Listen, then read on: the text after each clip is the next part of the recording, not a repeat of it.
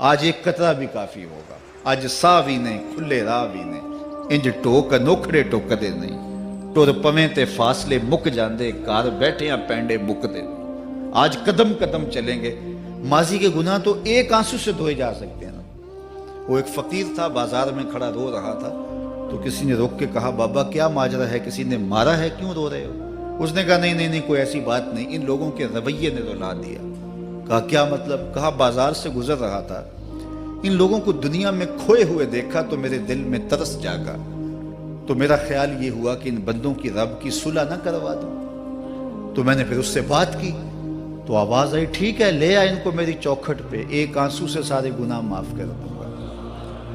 میں بڑا خوش ہوا، میں ان سے بات کی، یہ الٹا میرا مذاق اڑانے لگے، جا بابا کام کر، تجھے کیا پتا دنیا داری کیا ہوتی ہے۔ تو وہ تو مان رہا تھا، یہی نہیں مان رہے، تو مجھے ان کے رویے پہ رونا آ رہا ہے۔ وہ کہتا ہے میں بخشنے پہ آمادہ ہوں، ہم تو مائل بکرم ہیں، کوئی سائل ہی نہیں، راہ دکھلائیں کسے، راہ رب منزل ہی نہیں، جلوائے طور تو موجود ہے، کوئی موسیٰ ہی نہیں۔ وہ تو کہتا ہے میں معاف کر دوں گا، لیکن یہ عجیب ہے کہ یہ آمادہ ہی نہیں ہے، یہ مان ہی نہیں رہے۔ تو مجھے ان کے رویے پہ افسوس آ گیا، ان کے رویے پہ رونا آ گیا، اس لیے میں رو رہا ہوں، ورنہ نے مجھے مارا نہیں، کوئی تکلیف نہیں پہنچائی۔ خیر اگلے دن وہی بزرگ قبرستان کے قریب سے گزرے تو دیکھا کہ وہ بابا قبرستان میں کھڑا رو رہا ہے، تو پھر رک گیا کہ بابا بازاروں میں بھی روتا ہے، قبرستانوں میں بھی روتا ہے، آج کیا ماجرا ہے؟ کہا آج بھی میرا ماجرا کل والا ہی ہے۔ کہا کیا مطلب؟ کہا کل بازار سے گزر رہا تھا، ان کو دنیا میں کھوئے ہوئے دیکھا، میرے دل میں ترس جاگا، تو میرا خیال ہوا ان بندوں کی اور رب کی صلح کروا دوں، تو وہ تو مان رہا تھا، وہ بندے ہی نہ مانے، تو آج میں ادھر آ گیا۔ میں نے کہا چلو ان سے بات کرتے ہیں۔ آج میرا خیال یہ ہوا کہ قبرستان والوں کی اور رب کی صلح کروا دوں۔ تو کہا پھر آج کیا بنا؟ کہا آج یہ مان گئے ہیں، وہ نہیں مانتا۔ تو صاحبو آج وہ مان رہا ہے، آج ہم مان جائیں۔ میں نے کتب میں پڑھا ہے کل قیامت کے دن نیکوکار بھی پچھتائیں گے۔ بدکاروں کا پچھتانا تو سمجھ میں آتا ہے، نیکوکار کیوں پچھتائیں گے؟ جب اپنے اچھے اعمال کی جزا دیکھیں گے تو پچھتائیں گے، جو چند لمحے ضائع کر دیے وہ بھی کیوں ضائع کر دیے۔ قیمتی زندگی ہے، یہ ٹوٹتی سانسیں، ان کی قدر کیجیے۔ ایک بزرگ فرماتے ہیں کہ مجھے اس بات کی سمجھ نہیں آتی تھی کہ جو قرآن نے کہا ان الانسان لفی خسر، بے شک انسان خسارے میں ہے، تو میں سمرقند کے بازار سے گزر رہا تھا، تو وہاں ایک آدمی پھٹے پہ برف رکھ کے بیچ رہا تھا اور ساتھ آواز لگا رہا تھا۔ آج کل تو یہاں وہ پاپڑ بیچنے والے بھی کوئی آواز لگاتے، تو وہ برف پھٹے کے اوپر رکھ کے بیچ رہا تھا اور ساتھ آواز لگا رہا تھا۔ آواز کیا تھی؟ ارحمو ارحمو الا من یذوب راس مالہ، او گزرنے والوں میرے پہ ترس کھاؤ، میں ایسا تاجر ہوں جس کا راس المال پگھلتا جا رہا ہے۔ چونکہ یہ جو برف ہے ایسا سودا ہے جو گاہک کا انتظار نہیں کرتا۔ آپ کپڑا بیچتے ہیں، آج گاہک نہیں آیا، ہو سکتا ہے کل دعانے مہنگا بیچ لیں۔ آپ پیٹرول بیچتے ہیں، ہو سکتا ہے کہ کل پڑا 6 روپے اوپر چلا جائے، آپ کا لاکھوں کروڑوں کا فائدہ ہو جائے۔ لیکن آپ اگر برف بیچتے ہیں، آج نہیں بکی تو کل برف ہی نہیں ہوگی۔ تو وہ سل پہ برف بیچ رہا تھا اور ساتھ لوگوں کو دہائی دیتے ہوئے کہہ رہا تھا او لوگو میرے پہ ترس کھاؤ، مجھ سے برف لیتے جاؤ، میں ایسا تاجر ہوں جس کا راس المال پگھلتا جا رہا ہے۔ تو کہتے ہیں جب اس نے یہ آواز لگائی نا تو میرے قدم رک گئے اور میں اس کے قریب چلا گیا اور میں نے کہا کہ مجھے ان الانسان لفی خسر کا ترجمہ سمجھ میں آ گیا۔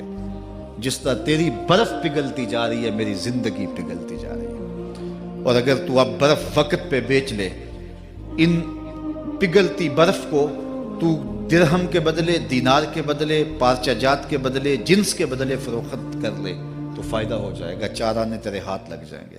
اور میں بھی ان سانسوں کے بدلے درود پڑھ لوں، ان سانسوں کے بدلے سجود کر لوں، ان سانسوں کے بدلے قیام کر لوں، کسی دکھی کے سر پہ ہاتھ رکھ دوں، کسی پریشان کی پریشانی دور کر دوں تو میری سانسیں کام آ جائیں گی، ورنہ یہ ٹھہریں گے نہیں۔ سوئے ہوئے ہوں تو پھر بھی سانسیں ٹوٹ رہی ہوتی ہیں۔ تو ہم کتنی جلدی موت کی طرف بڑھ رہے ہیں، تو زندگی کتنی مختصر ہے اور ہم کتنے بے پرواہ ہیں۔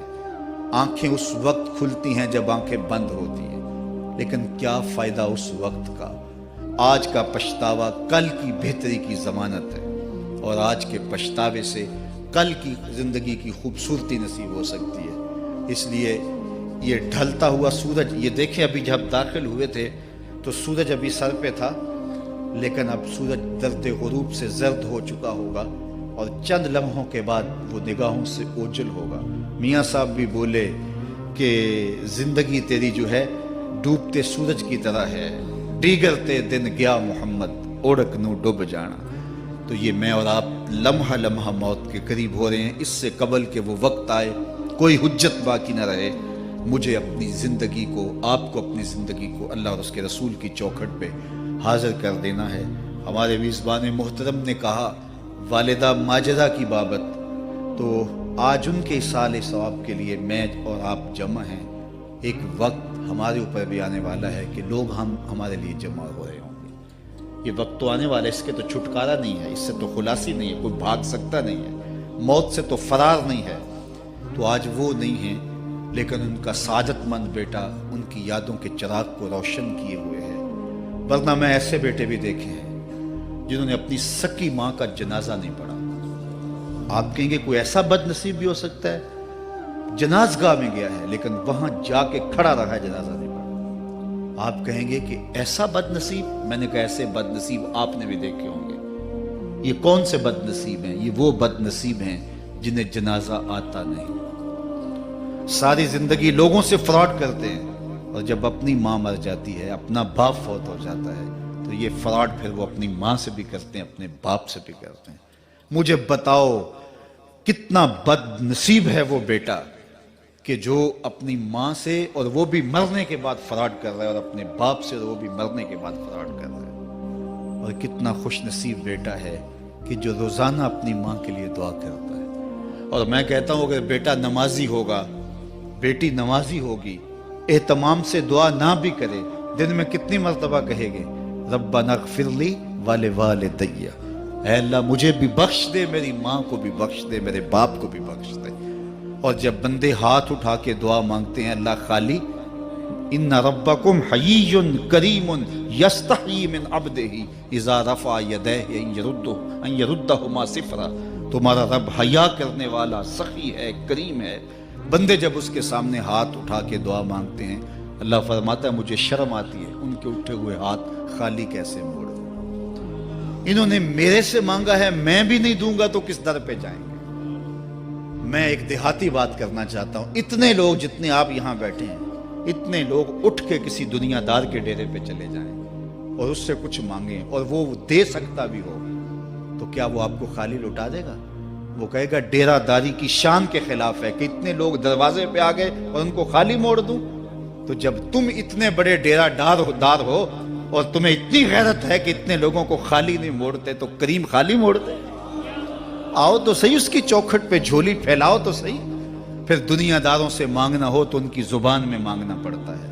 اللہ سے جس زبان میں مرضی مانگو، عربی میں مانگو، اردو میں مانگو، ہندی میں مانگو، سندھی میں مانگو، اقبال کے لہجے میں مانگو، سادی کے انداز میں مانگو، نہیں مانگنا آتا خالی ہاتھ پھیلا دو، وہ بند لبوں کی بولیاں بھی سنتا ہے۔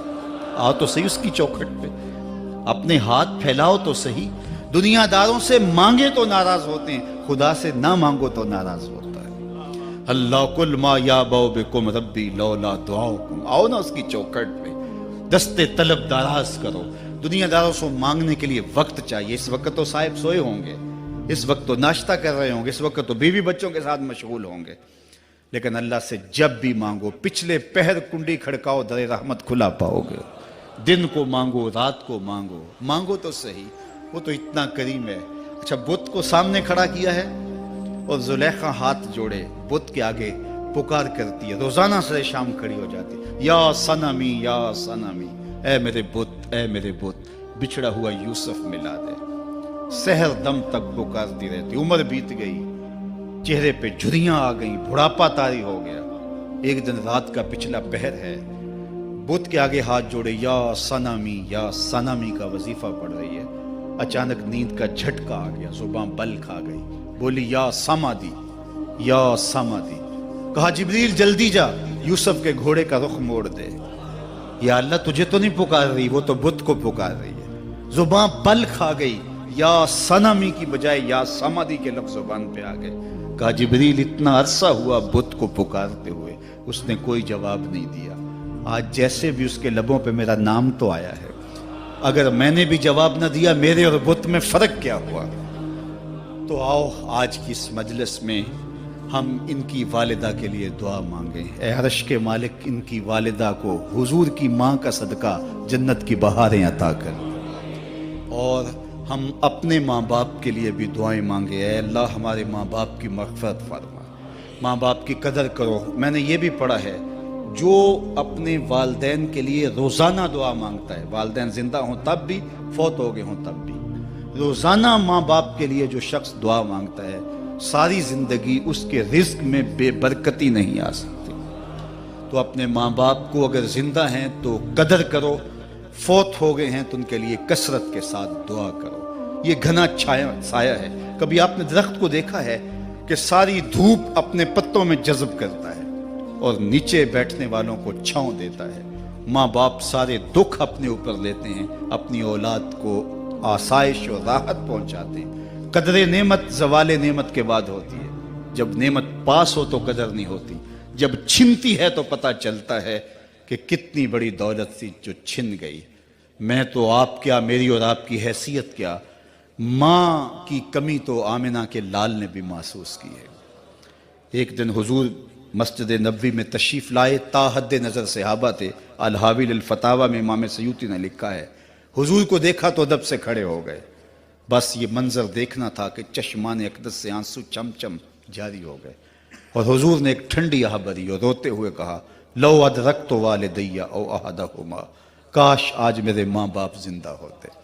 انسان نے دکھوں کا دور دیکھا ہو نا، اچانک خوشحالیاں مل جائیں تو پھر انسان یہ آرزو کرتا ہے کہ میرے ماں باپ نے میرا وہ غربت کا دور دیکھا تھا، آج دولت کی چہل پہل بھی دیکھتے، آج میرے آنگن میں بہاریں بھی دیکھتے تو کتنے خوش ہوتے۔ اب حضور جب پیدا ہوئے تھے تو باپ کا سایہ سر پہ نہیں تھا۔ 6 سال کی عمر تھی، اپنی ماں کے ساتھ حضور مدینہ المنورہ گئے، واپسی ابوا کے مقام پہ حضرت آمنہ کی طبیعت خراب ہو گئی، اور انہیں لگا کہ یہ میری بیماری جان لیوا ہے۔ ام ایمن کو بلایا، کہا میرے بیٹے کو بحفاظت امیر قریش تک پہنچا دینا۔ پھر خود حضور کے سر پہ ہاتھ رکھا۔ سیدہ آمنہ سلام اللہ علیہا حضور سے کوئی باتیں کرنا چاہ رہی تھیں، لیکن ضبط کے بندھن ٹوٹ گئے۔ ابن حشام سیرت کی پہلی کتاب ہے، اس میں تفصیل سے یہ واقعہ موجود ہے۔